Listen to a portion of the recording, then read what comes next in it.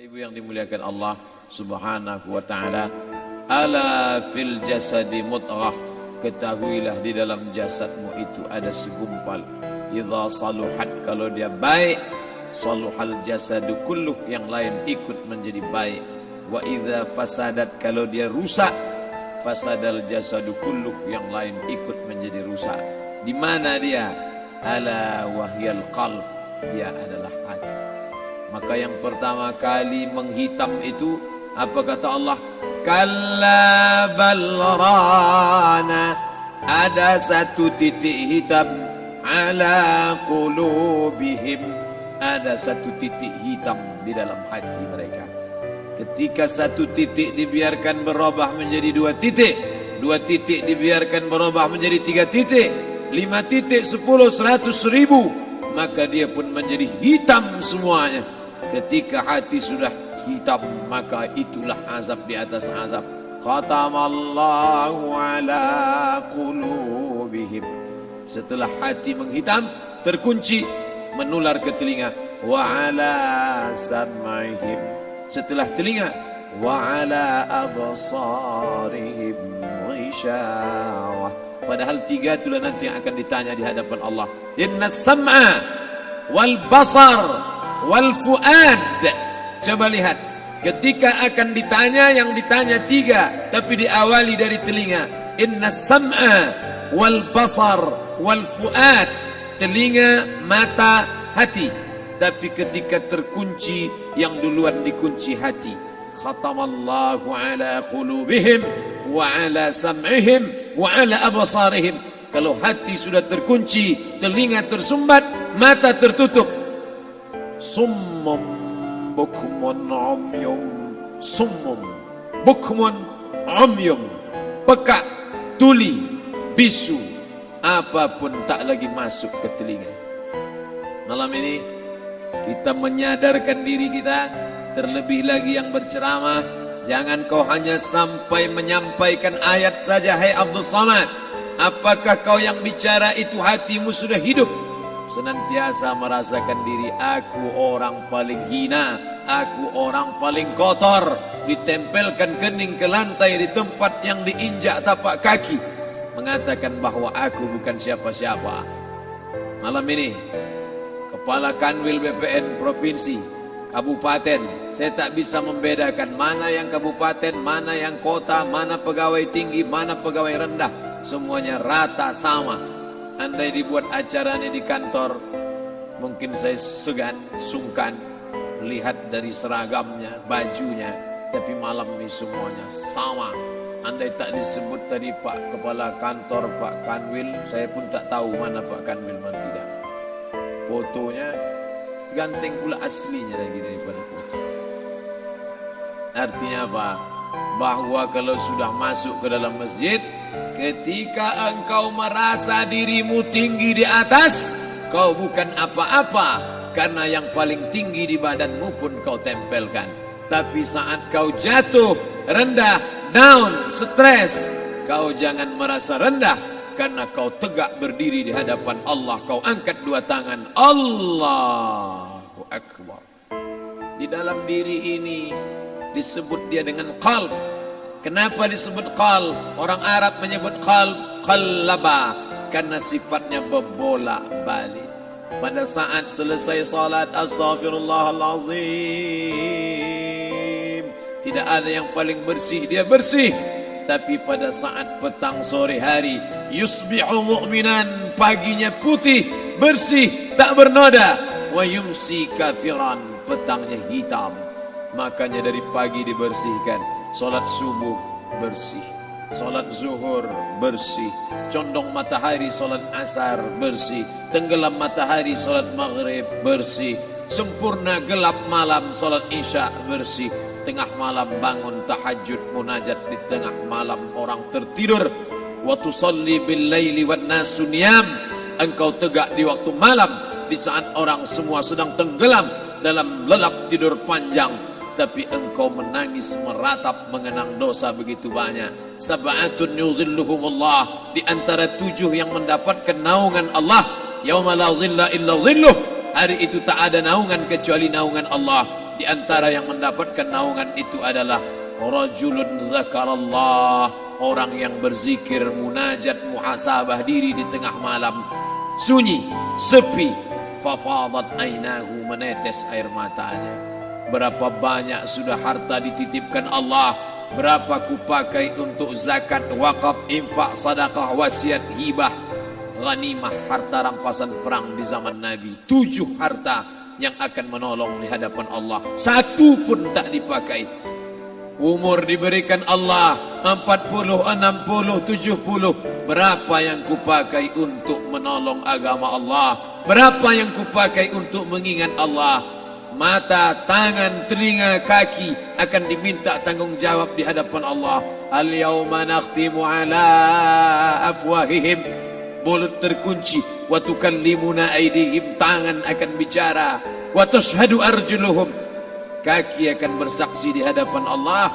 Siapa yang bisa menolong waktu itu?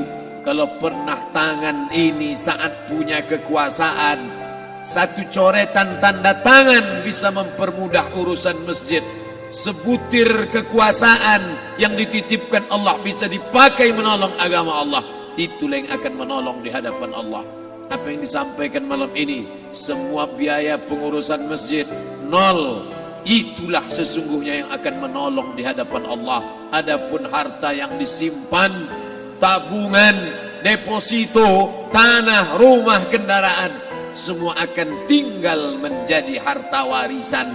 Istri mengambil 1/4 kalau ada anak. Kalau tak ada anak, istri mengambil 1/8. 1 miliar 125 juta bulan untuk istri.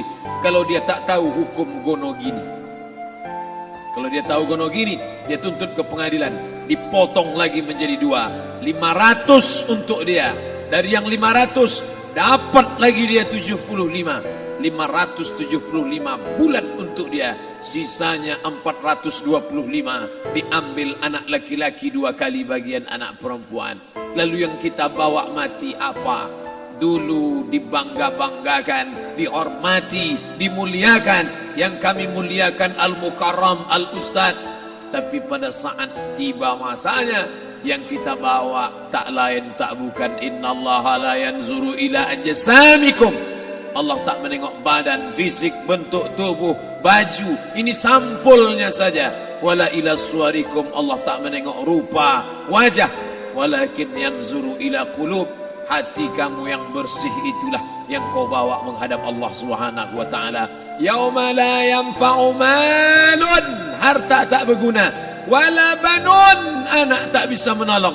Harta tak berguna, anak tak mampu menolong. Illa man atallah, kecuali orang yang datang menghadap Allah biqalbin salim, dengan hati yang bersih, hati yang tulus, hati yang memercikkan cahaya iman, hati yang bersih dari hasad, busuk hati, sum'ah, riya, takabbur. Itulah yang menolong di hadapan Allah Subhanahu wa taala.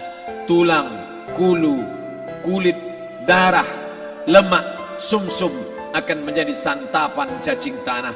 Begitu besok pagi pintu kamar tak bisa diketuk, istri bolak-balik membangunkan tak terjaga, dipegang pipi sudah sejuk macam es batu, tanda jantung tak lagi berdetak, maka darah mulai berubah menjadi nanah, busuk. 1, 2, 3 hari kalau tidak disuntik formalin, jasad paling busuk jasad manusia, karena semua dia makan herbivora, tanaman saja. Tapi kita ini omnivora, semua masuk. Maka begitu mati, paling bagus orang Islam paling cepat dikuburkan. Selesai acara pemakaman, habiskah masalah, muncul masalah baru. Disitulah kita baru sadar. Apa kata Imam Ali radhiyallahu an? An-nasu niyam. Semua manusia waktu hidup itu tidur. Bapak tidur, ibu tidur, saya tidur. Semua orang waktu hidup itu tidur. Falamma matu, ketika dia mati, disitulah dia baru terjaga dari tidur panjang. Saat Israel mencabut nyawa, ditarikkannya adalah satu centapan yang kuat. Disitulah kita baru terjaga dari tidur panjang. Betapa aku meninggalkan salat, betapa aku tak berzakat, betapa dulu kekuasaan, aku lulus umur 30, pensiun 58, 28 tahun apapun tak pernah kubuat untuk agama. Sibuk membesarkan anak, sibuk mengurus warisan. Anak pun tak ingat dengan kita karena kita lupa menanamkan pendidikan agama di dalam otak kepalanya. Andai dulu pernah dia dibawa ke masjid, andai dulu pernah dia dibawa umrah, andai dulu dia dimasukkan SD IT, SMP IT, SMA IT, Islamic Boarding School, dibawa ke masjid, takkan dia lupa mendoakan selesai salat, Rabbighfirli wali walidayya warhamhuma kama rabbayani saghira. Harta yang banyak tak sempat menolong agama Allah. Anak tunggal semata wayang tak sempat dididik agama. Istri meninggalkan dalam keadaan stres susah hatinya karena dia tak diajarkan sabar menerima ridha ketetapan takdir Allah. Dan paling celaka, tak pernah anggota tubuh ini dipakai untuk berzikir, muhasabah, mengingat Allah. Tak pernah mata dipakai menengok Quran, kitab suci Allah. Tak pernah dipakai hati merenung sejenak, apa yang akan kubawa mati menghadap Allah Subhanahu wa ta'ala. Malam ini saya tak minta diajak ceramah tentang hukum zakat, hukum puasa. Saya tidak diajak tanya jawab apa hukum unjuk rasa besok tanggal 4. Yang ditanya adalah bagaimana kita merenung sejenak. Abdul Somad, engkau berhadapan dengan para pegawai Badan Pertanahan Nasional Provinsi Riau, berkumpul 12 kabupaten kota. Ini orang-orang ngurus tanah, dari dalam tanah naik ke atas tanah, ngurus tanah, ngurus tanah, ngurus tanah, masuk ke dalam tanah. Abdul Somad dari dalam tanah naik ke atas tanah, ceramah, masuk balik ke dalam tanah. Yang kau bawa apa? Baju koko tinggal, peci tinggal, pakaian kehormatan tinggal. Yang tentara belum pernah saya diundang. Ustadz besok datang takziah, bapak tentara meninggal, tahu-tahu kain kapannya loreng. Tak ada. Yang kau bawa kain tidak berjahit, disobek, kerak. Itu yang akan menyampul kulitmu, yang selama ini kau dimandikan, dibersihkan oleh ibumu dulu 60 tahun yang lalu. Sampai masanya kau lupa kapan kau dimandikan dulu. Sekarang ruh melihat, disebut dia ruh karena dia raha ya ruhu ruh, seperti aroma semerbak yang datang pergi hinggap. Ruh sampai masanya dia datang masuk ke dalam jasad. Ruh sampai masanya dia pergi meninggalkan jasad. Malam ini dimuliakan Al-Mukarram Haji Abdul Somad LCMA. Kenapa Abdul Somad ini dimuliakan? Karena ruh hinggap sejenak sebentar, sampai masanya besok pagi dia ruh keluar dari dalam tubuh ini. Anak yang katanya ayahku sayang, istri katanya kaulah abang, sampai masanya mereka tak lagi mau mendekat. Rumah itu saya yang buat, saya yang mengukurnya. Tapi begitu ruh sudah keluar dari badan, tidak satu pun semeter, sesenti, sejengkal, seasta ada tempat di rumah itu untuk jenazah bernama jenazah Abdul Somad. Dulu orang bertanya, rumah Ustadz Somad di mana? Hari ini orang tidak lagi bertanya, tak lagi menyebut nama. Orang sudah mengatakan kuburnya mana. Dulu kalau dia masuk masjid, didatangi orang, disalami orang. Mahasiswa, anak-anak, remaja mencium tangannya sebagai tanda hormat. Tapi begitu diletakkan keranda, kita akan sholat jenazah nanti selepas sholat zuhur. Apa kata orang? Letakkan di tepi sana, letakkan di tepi sana. Tak satu pun mau mendekat, letakkan dia di sana. Bahkan sebagian mengatakan dalam masjid, letakkan dia di luar. Dia tidak disebut engkau yang mulia, tidak digunakan kata ganti orang langsung. Letakkan dia di sana. Bahkan sebagian tak lagi, padahal tempat paling mulia sebelah kanan, orang tak lagi mau di kanan, mulai dia menjauh ke kiri. Kenapa kau ke sana? Takut aku mimpi hantu nanti malam. Mana kawan, sahabat, andai tolan, anak menantu, teman sekantor, semuanya pergi meninggalkan. Yang tetap dibawa, kalau pernah kaki melangkah salat berjamaah di masjid, kalau pernah tangan mengusap kepala anak yatim, kalau pernah tangan mengucap subhanallah. Nanti di akhir tausiah kita akan berzikir, munajat, muhasabah diri, berdoa, mengenang apa yang akan kita bawa menghadap Allah Subhanahu wa taala. Datang malaikat membawa kain kafan dari cahaya, akan menyambut ruh yang mulia. Hadis riwayat Ahmad bin Ambal dalam kitab Al-Musnad, turun malaikat berlomba-lomba membawa kain putih dari cahaya, menunggu ruh akan keluar. Ruh menetes seperti embun di ujung daun. Daun tidak bergoyang, ranting tidak patah. Ruh menetes pelan turun ke dalam kain kafan, dibawa malaikat ke pintu langit. Tak sabar mereka menyambut. Inikah dia yang selama ini berjamaah? Inikah yang dulu ketika dititipkan kekuasaan menolong agama Allah? Kam min masyhurin fil ardi walam yakun ma'rufan fis sama. Berapa banyak yang masyhur terkenal di bumi, malaikat tak mengenal dia. Ini roh siapa? Tapi ini bukan LCMA, dia bukan ustadz, dia bukan ulama, tapi imannya dalam. Kekuasaan dipakai menolong agama Allah. Ruhnya keluar di bawah. Semua malaikat mengucapkan salam. Inilah orang yang selama ini kami tunggu-tunggu. Catatannya sudah lama. Setiap pagi petang malaikat subuh membawa catatan namanya, malaikat malam membawa catatan namanya. Kami merindukannya. Begitu orang-orang yang masyhur di langit tapi tak dikenal makhluk bumi. Tapi ada sebaliknya, yang rohnya disentapkan, ditarik malaikat dengan begitu tarikan yang sangat kuat. Nabi bertanya saat Isra Mi'raj kepada mereka yang sudah mati ribuan tahun yang lalu, apa yang kalian rasakan? Yang satu mengatakan seperti tebasan pedang di tempat yang sama beratus kali. Yang satu mengatakan seperti kambing yang dikuliti hidup-hidup. Yang satu mengatakan seperti mata kail pancing ditarik dari kulit yang basah. Maka kita berdoa setiap selesai salat, Allahumma hawwin alaina, ringankan kami ya Allah, fi sakaratil maut, di saat sakaratul maut yang amat sangat menyakitkan itu. Dan mereka yang pergi tak pernah kembali, mereka yang mati tak pernah bercerita, kecuali hanya kepada Sayyidina wa Maulana Muhammad sallallahu alaihi wasallam. Di saat malam pertama di tempat yang gelap, di tempat yang tak pernah diimpikan oleh orang, tapi kita tetap melewati dan merasakannya. Perlahan-lahan cacing tanah, ular-ulat kalajengking akan menggerogoti kulit yang selama ini dimandikan, selama ini dipakaikan sampo yang mahal, selama ini dioleskan pelembab yang lembut. Tapi ternyata sebelum roh keluar jasad, setelah keluar dia hanya akan menjadi santapan cacing tanah. Hancur berkeping hari demi hari.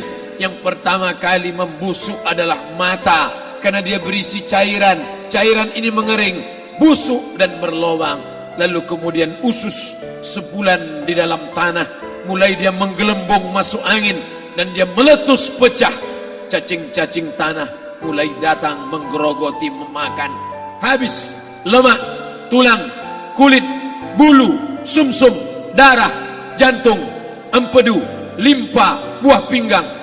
Habis semuanya, tinggal tulang-tulang yang memutih, dimakan oleh tanah, ditelan oleh massa, sampai akhirnya Asi bin Wa'il membawa tulang yang kering itu kepada Nabi Muhammad, baginda Sayyidina wa Maulana Muhammad. Ya Muhammad, ayuhi rabbuka hadzal izam, sanggupkah Tuhanmu menghidupkan tulang yang kering ini? Nabi diam tak menjawab, sampai akhirnya datang Jibril alaihi salam membawakan wahyu. Qul, katakan kepada dia. Ayat ini dibaca malam Jumat. Bapak Ibu semua hafal, kita baca. Qul yuhyiha allazi ansha'aha awwala marrah wa huwa bikulli khalqin alim. Jangan lupa subscribe, like and share.